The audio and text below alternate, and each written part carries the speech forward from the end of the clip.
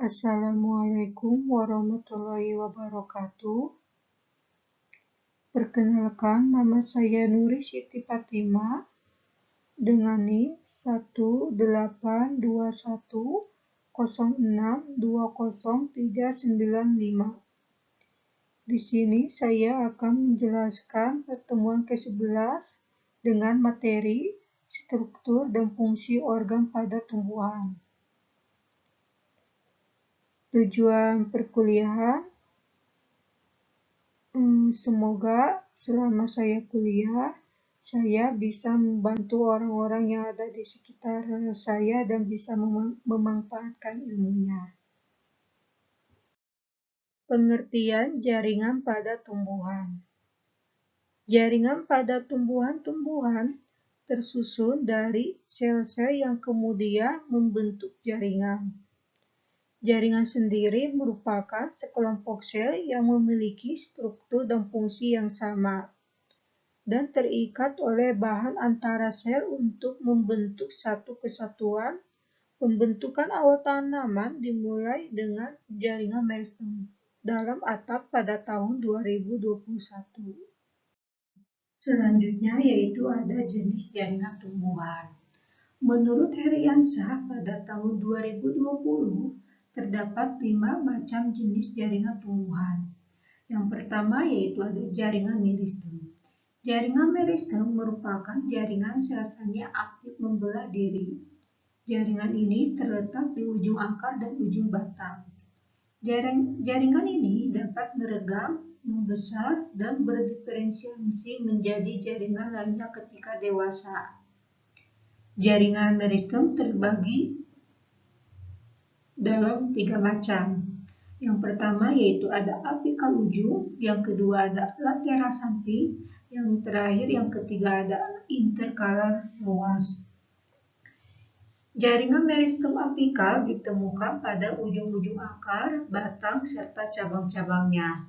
Sementara meristem lateral terdapat pada batang dan sisi lateral batang. Jaringan ini juga bisa ditemukan di akar.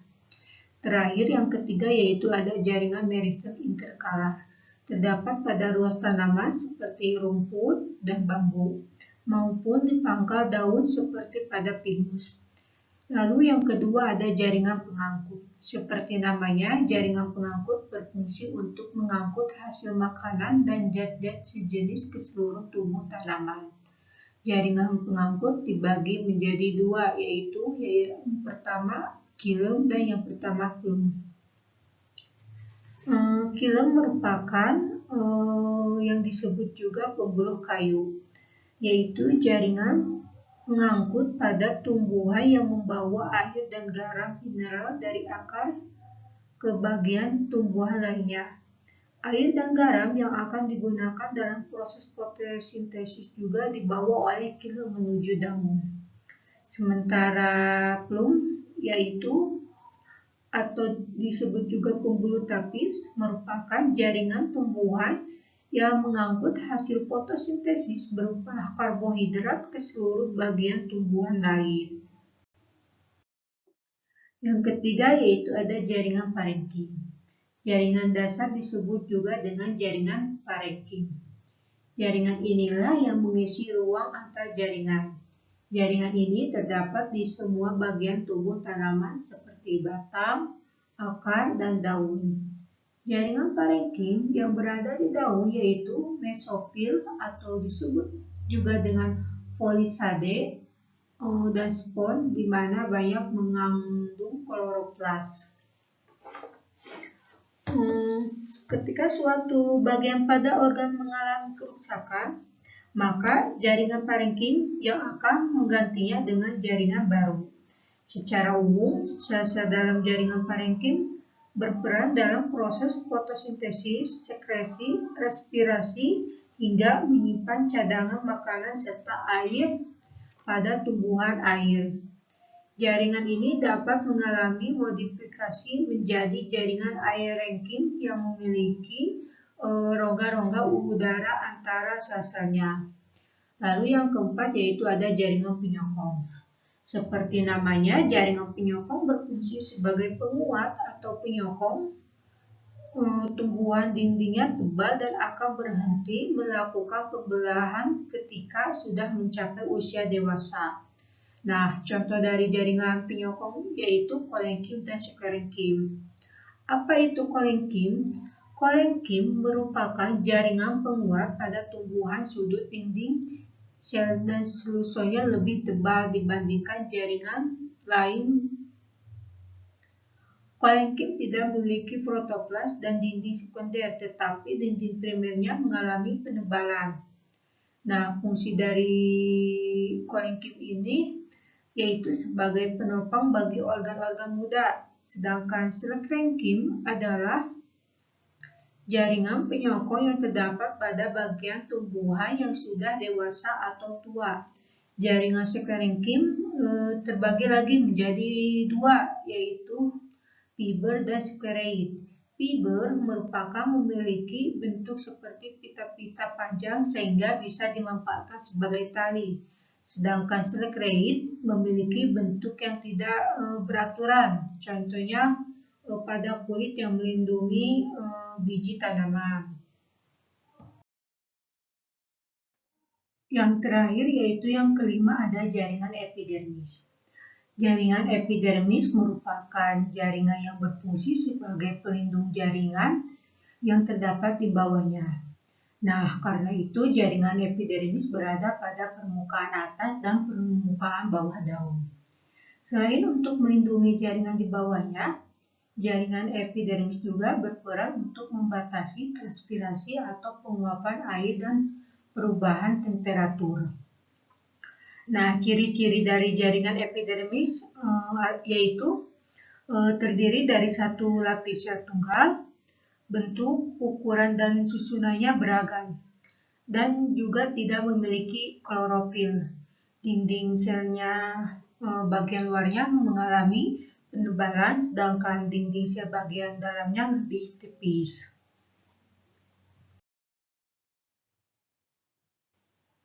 Selanjutnya yaitu ada pengertian organ pada tumbuhan.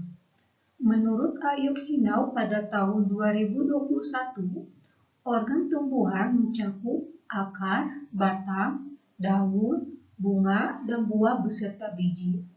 Selain itu, terdapat pula organ-organ aksesori seperti trikoma, rambut daun atau batang, duri, dan sulur atau organ-organ penyimpanan cadangan makanan atau penyitas yang disebut juga dengan sulfifa seperti umbi, limfa, dan stolon. Setiap organ pada tumbuhan mempunyai fungsi tertentu yang khusus yang saling berhubungan dan saling mendukung satu sama lain. Nah, jadi pengertian akar itu merupakan bagian pangkal tumbuhan pada batang yang berada dalam tanah dan tumbuh menuju pusat bumi. Namun, ada juga akar tumbuhan yang tidak tumbuh dalam tanah, melainkan menempel pada tumbuhan lain. Nah, di sini saya akan menjelaskan mengenai tentang akar. Nah, di sini yaitu ada sebuah pohon tanaman, di mana ini yang berwarna merah yang kecil itu disebut bunga, sedangkan yang ini yang berwarna hijau itu disebut dengan daun. Ini yang berwarna merah yang besar itu disebut dengan buahnya.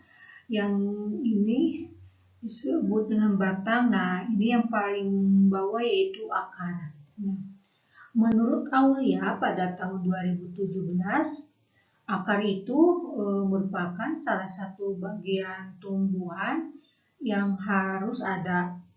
Tumbuhan jenis apapun, baik itu tumbuhan sendiri secara liar maupun yang sengaja ditanam oleh manusia, pasti memiliki akar. Nah, demikian juga tumbuhan yang menempel pada tumbuhan lain pun sebenarnya juga memiliki akar. Akar juga sebagai tumbuhan pembeda tumbuhan dikotil dan monokotil. Lalu ada sifat akar. Sifat akar yang pertama yaitu merupakan bagian tumbuhan yang biasanya terdapat di dalam tanah dengan arah tumbuh ke pusat bumi geotrop atau yang menuju ke air hidrotrop, serta meninggalkan udara dan cahaya. Yang kedua, tidak berbuku-buku, juga tidak beruas dan tidak mendukung daun-daun atau sisik-sisik maupun bagian-bagian lainnya. Yang ketiga yaitu pada warnanya tidak hijau, tetapi biasanya keputih-putihan atau kekuning-kuningan. Yang keempat, tumbuhannya terus pada ujungnya, tetapi umumnya pertumbuhannya masih kalah pesat jika dibandingkan dengan bagian permukaan tanah. Yang kelima yaitu pada bentuk ujungnya seringkali meruncing sampai lebih mudah untuk dapat menembus pada tanah. Lalu ada fungsi akar. Fungsi akar terbagi menjadi 7. Yang pertama yaitu ada untuk menyokong dan memperkokoh berdirinya tumbuhan di tempat hidupnya. Yang kedua untuk menyerap air dan garam-garam mineral, zat-zat hara dari dalam tanah. Yang ketiga mengangkut air dan zat-zat makanan yang sudah diserap ke tempat-tempat pada tubuh tumbuhan yang memerlukan santo. Yang keempat, pada beberapa macam tumbuhan ada yang berfungsi sebagai alat respirasi, misalnya tumbuhan bakau. Yang kelima yaitu ada pada beberapa jenis tumbuhan adanya yang sebagai tempat menyimpan cadangan makanan atau sebagai alat reproduksi vegetatif. Misalnya wortel yang memiliki akar tunggang yang membesar yang berfungsi sebagai tempat menyimpan makanan. Sementara itu pada tumbuhan sukun dari bagian akar dapat tumbuh tunas yang akan dapat tumbuh menjadi individu baru. Lalu yang keenam yaitu menyerap dan mengalirkan air dan mineral. Yang ketujuh, produk fotosintesis karbohidrat, gula, dan protein. Selanjutnya yaitu ada jenis akar. Jenis akar secara umum dibedakan menjadi 2 jenis.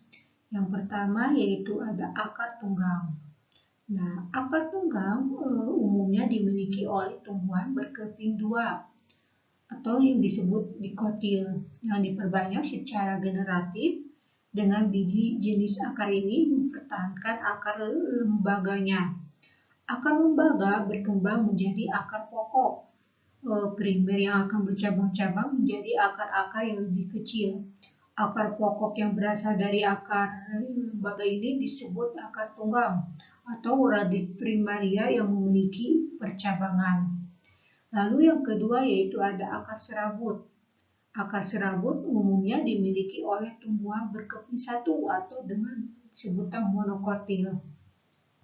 Akar serabut berbentuk seperti serabut kelapa kecil dan panjang, namun perakaran tumbuhan dikotil yang diperbanyak secara vegetatif juga berupa akar serabut. Akar serabut terbentuk dari akar lembaga yang mati dan tumbuh akar-akar baru yang memiliki ukuran yang relatif sama dan keluar dari pangkal batang.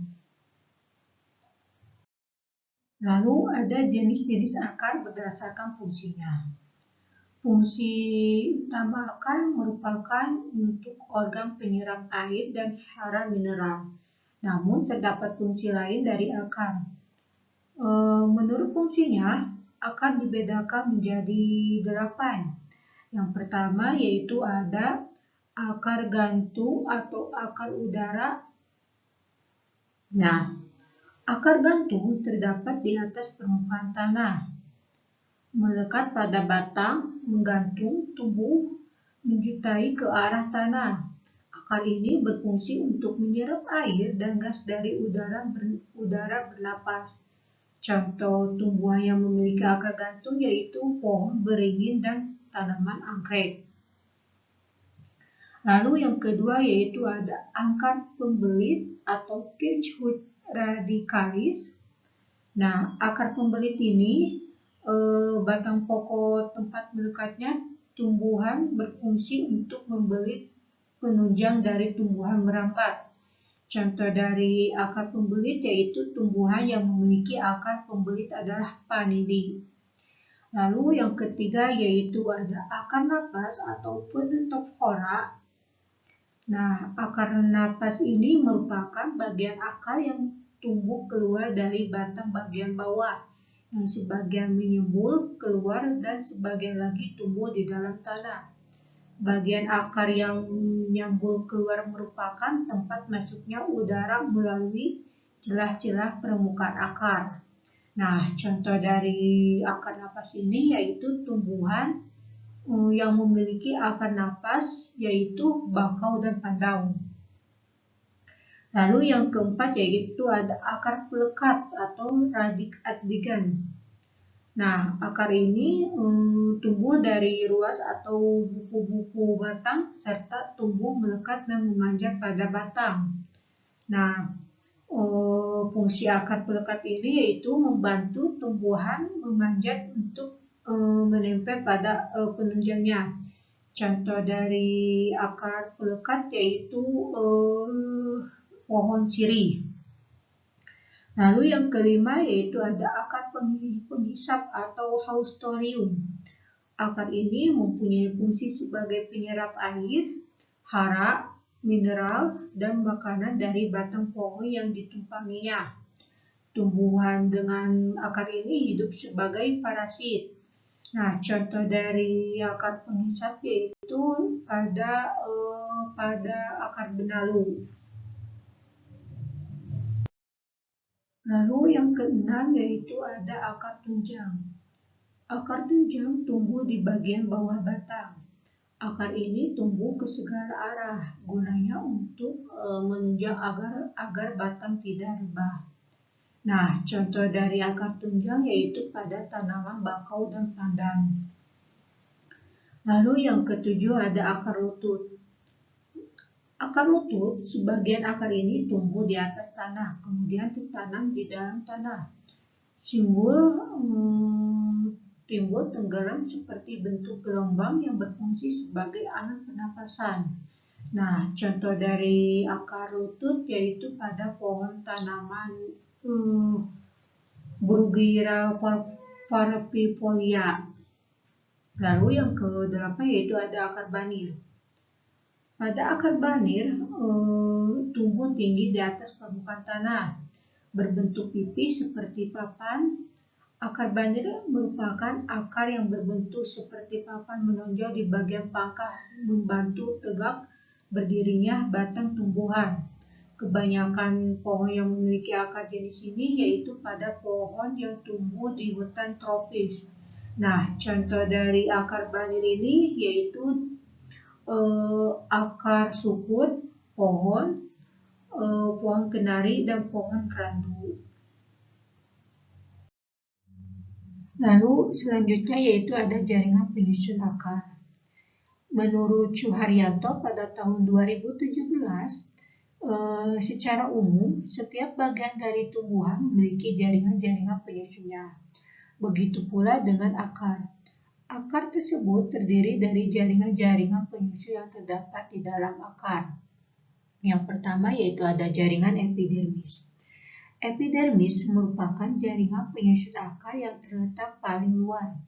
Jaringan ini tersusun dari sel-sel yang rapat satu dengan yang lainnya, tanpa adanya ruangan antara sel dan biasanya berdinding tipis.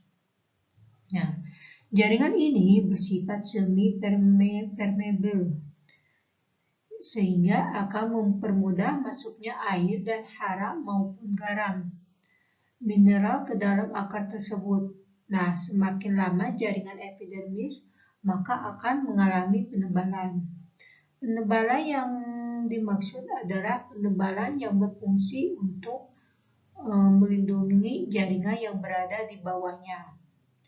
Lalu pada jaringan ini terdapat benjolan-benjolan yang kemudian nantinya akan membentuk rambut-rambut akar yang berfungsi sebagai alat penyerap air, dan hara mineral, sekaligus dapat memperluas bidang atau daerah penyerapan dari akar tersebut. Lalu yang kedua yaitu ada jaringan korteks. Nah, jaringan ini berfungsi sebagai tempat penyimpanan cadangan makanan dalam akar. Jaringan ini tersusun dari jaringan parenkim yang relatif renggang dengan jaringan penguat yang jumlahnya lebih sedikit. Nah, sel-sel yang terdapat dalam jaringan parenkim memiliki ruang-ruang antara sel yang berfungsi sebagai ruang penyimpanan udara. Yang ketiga yaitu ada jaringan endodermis. Endodermis terdiri dari selapis sel. Pada dinding sel yang tegak lurus dengan silinder pusat terdapat penebalan zat gabus yang berbentuk pita dan disebut dengan pita Kaspari. Nah, pada bagian ini tidak dapat ditembus oleh air seperti bagian akar yang lainnya, sehingga bagian endodermis yang akan mengambil sebagai pengatur masuknya air dan unsur hara mineral dari korteks ke silinder. Lalu yang keempat yaitu ada jaringan silinder pusat atau stele. Jaringan pusat atau jaringan stele merupakan jaringan yang berada dalam bagian paling dalam di antara semua jaringan penyusun akar lainnya. Dalam silinder pusat ini terdapat persikel dan jaringan pengangkut yaitu kilem atau yang disebut juga dengan pembuluh kayu dan plum atau pembuluh tapis. Kilem dan berselang-seling lebih dikenal dengan tipe radial. Plum berfungsi sebagai pengangkut bahan makanan atau zat-zat organik hasil fotosintesis dari daun ke seluruh bagian tumbuhan tersebut. Sedangkan untuk kilem berfungsi sebagai pembuluh pengangkut yang berfungsi untuk mengangkut air dan hara mineral dari akar menuju batang kemudian menuju daun.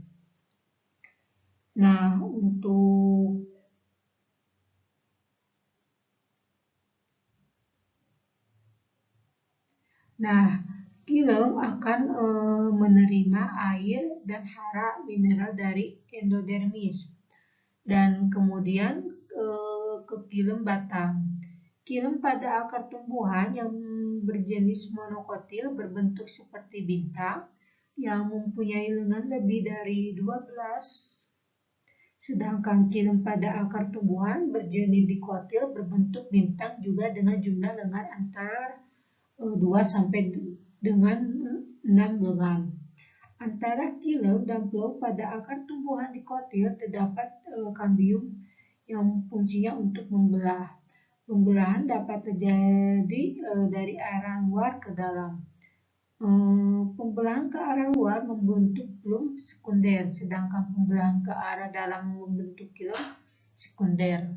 Nah, mungkin itu yang bisa saya sampaikan. Mohon maaf jika kurang jelas atau masih banyak kekurangan. Wabillahi taufiq wal hidayah. Wassalamualaikum warahmatullahi wabarakatuh.